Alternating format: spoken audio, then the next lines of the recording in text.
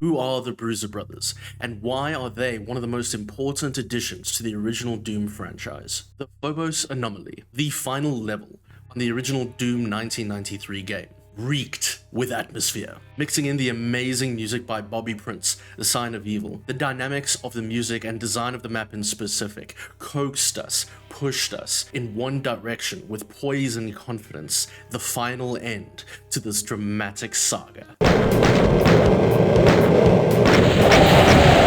As the wall drops, the last of the demonic horde lay before us. Easy, not a problem. They're just pinkies at the end of the day. We've dealt with their kind before. Moving swiftly, we go on to the final strait, that final corridor looking before us, where our ultimate end will be found. But don't forget about the soul sphere over here to the right, as you must. As I was saying, the final stretch, only to lead us to the commanders of the spawn that spilled over into this Phobos base, the Barons of Hell, the Bruiser Brothers.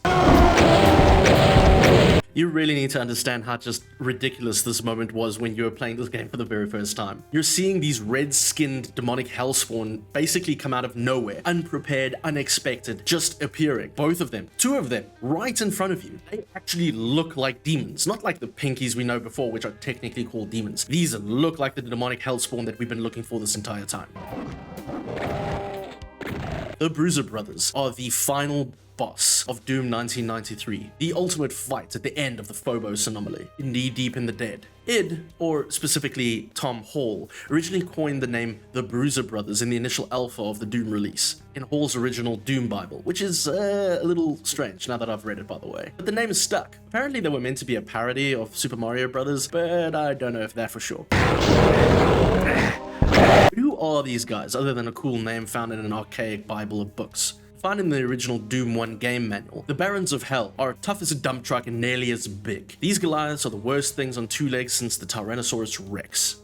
Pretty interesting definition, but when we start to look further in Doom 2, the definitions kind of change. That original definition was now allocated to the recoloring of the Barons of Hell, the Hell Knight, which now the Barons of Hell are defined as the Hell Knight was bad news, but this is Big Daddy. These bruisers are a lot like Hell Knights, but look at the difference and are twice as tough to kill. I don't know if that's a great definition for the Barons of Hell in Doom 2, but hey, I think the first one was pretty sick, and the Hell Knights, let's be honest, are just a recoloring and then half the power. I digress.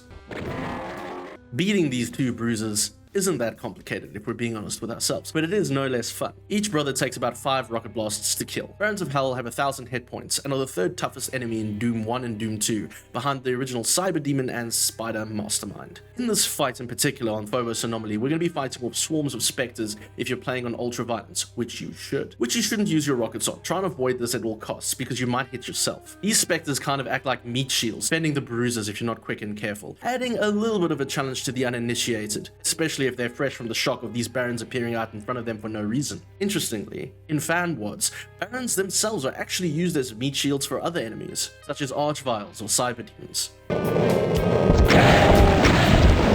Weird that. What is an issue is if you didn't find the secrets leading up to this level, you may be quite low on rocket ammo. I should know. Back in the olden times, I used to play this game with my mother, who played late into the night, only to get to the Phobos Anomaly without enough rockets to defeat the bruisers. It was devastating at the time. If we found a few more secrets, we would have had more than enough rockets to take them out. When in doubt, do a bit of secret hunting leading up to the final battle. Try and use the rocket launcher wherever you can. You can always fall back on your shotgun, which is possible to kill a baron, or your machine gun if you have the ammo, but the rocket launcher just tends to take them out good and quick, and is the most efficient means. Or, if you really want to be courageous, you could just try using the chainsaw on each of them for 11 seconds, which is rough because they still have a chance of scratching you open and killing you straight on the spot.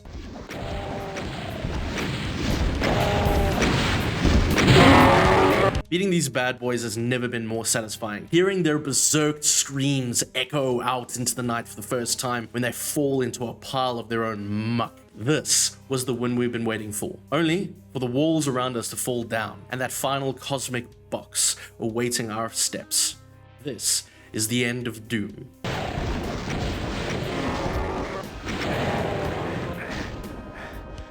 Oh shit, he got in front of me! He got in front of me! Holy crap! The Bruiser Brothers, the greatest addition to Doom ever, and it changed the way Doom games would be created forevermore into the future, and probably other games too. They were the original bosses to Shareware Doom, and Doom's Chapter 1, Knee Deep in the Dead, shattering our expectations of what this game, series, and franchise was capable of. The last level, where everything should be wrapping up, only to surprise us in the end, opening our mind to ideas and unlimited possibilities of what the guys over at id and whoever else is making the game could come up with. We shouldn't be surprised at this stage, and yet we were. What else could hell create? What else do we have to go up against in future chapters? Yes, as bosses, they did exactly what the boss should. They tested the marine or the player, testing our weapons, mobility, problem solving, priority management, ammo management, and most importantly, Doom itself, the fear of the unknown. The Bruiser Brothers would go on to always exist, becoming common enemies in future Doom games as Barons of Hell, champions of demonic armies and invasions. From then on, the bulwark of every arena fight, the game changer to any battle. This is why the Bruiser Brothers mattered, and this is why they're one of the best additions to the original Doom ever.